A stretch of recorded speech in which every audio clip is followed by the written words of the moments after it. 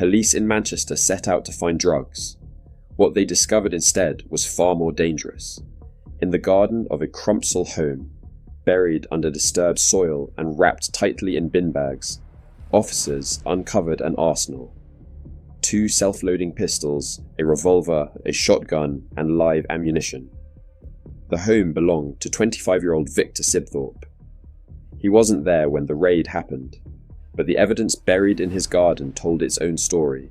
A young man caught between drugs and firearms, holding weapons that could easily have cost lives.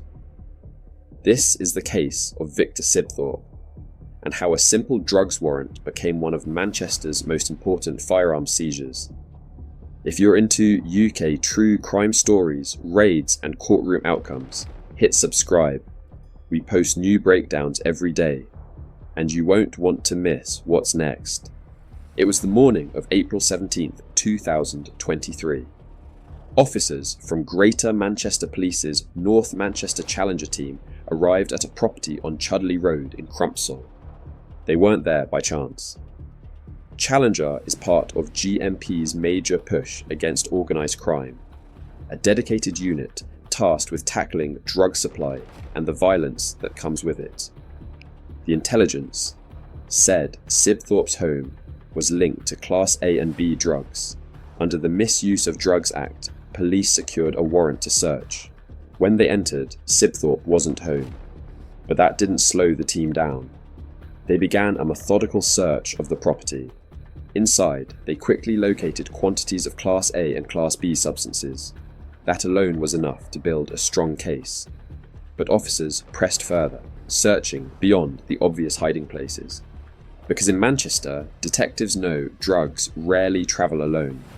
More often than not, firearms are close by. Tools for protection, intimidation, and enforcement in the drug trade. That knowledge proved vital. In the back garden, something caught their attention. To most people, it would look like ordinary soil, but officers noticed signs of disturbance. The ground had been moved recently, then covered again. They began to dig. Minutes later, they struck plastic.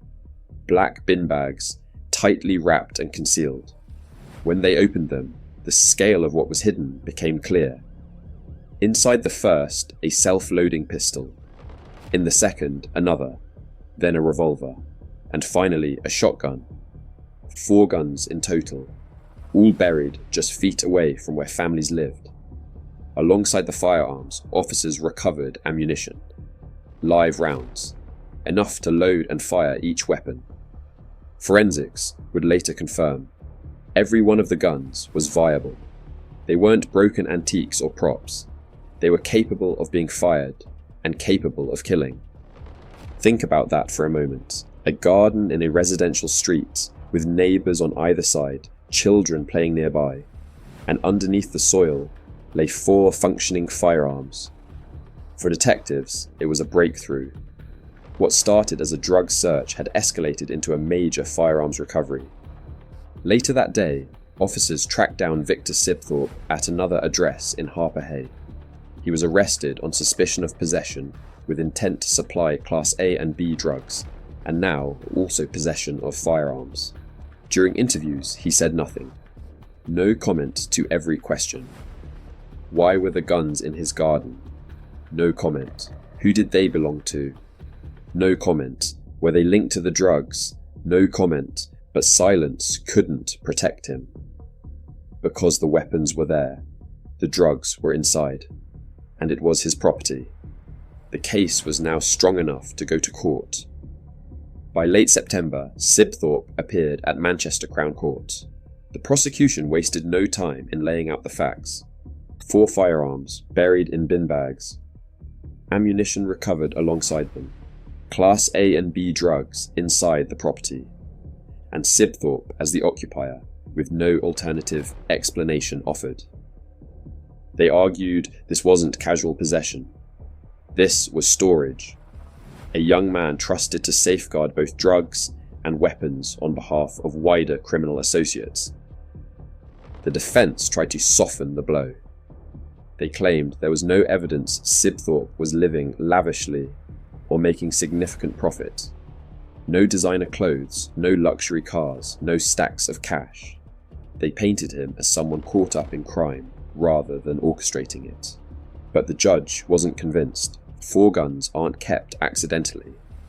They aren't forgotten in a wardrobe or left behind.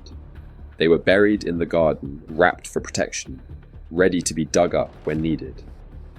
Sibthorpe eventually pleaded guilty to possession of firearms.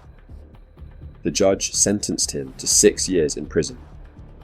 After the sentencing, Detective Constable Michael Jacobs addressed the case publicly. "We have made a commitment to taking firearms off our streets," he said. "For each gun that we recover, that's a potential life saved or a firearms incident prevented." He went further. Sibthorpe demonstrated a complete and utter lack of accountability, refusing to answer questions. But this sentence sees another criminal behind bars, and more weapons taken off the streets as a result of proactive police work. And that's the bigger picture. In Greater Manchester, proactive raids like this are essential. Drugs and firearms are deeply connected. Guns protect the product. They enforce debts. They intimidate rivals. And when disputes break out, they become the tools of violence. Operations like Challenger are designed to break that cycle, because every time a raid uncovers weapons like these, it weakens the ability of criminal groups to operate. Across the region, similar raids have seized sawn-off shotguns, converted pistols, and even grenades. Each recovery is one less weapon in circulation, one less chance for violence in the streets. The story of Victor Sibthorpe is a stark reminder of how crime can be hidden in plain sight. To neighbours, it was just another house. To officers, it became a crime scene. 4 guns, wrapped in bin bags, buried in a garden, each one a potential tragedy waiting to happen. For Sibthorpe, silence in interviews didn't save him. The evidence buried in his own soil spoke louder than anything he could have said.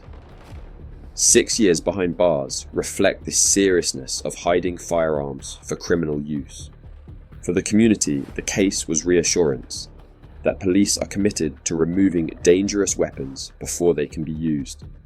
And for the wider fight against drugs and guns in Manchester, it was another victory in a long-running battle. That's the case of Victor Sibthorpe, the Crumpsall man whose garden concealed 4 guns and ammunition.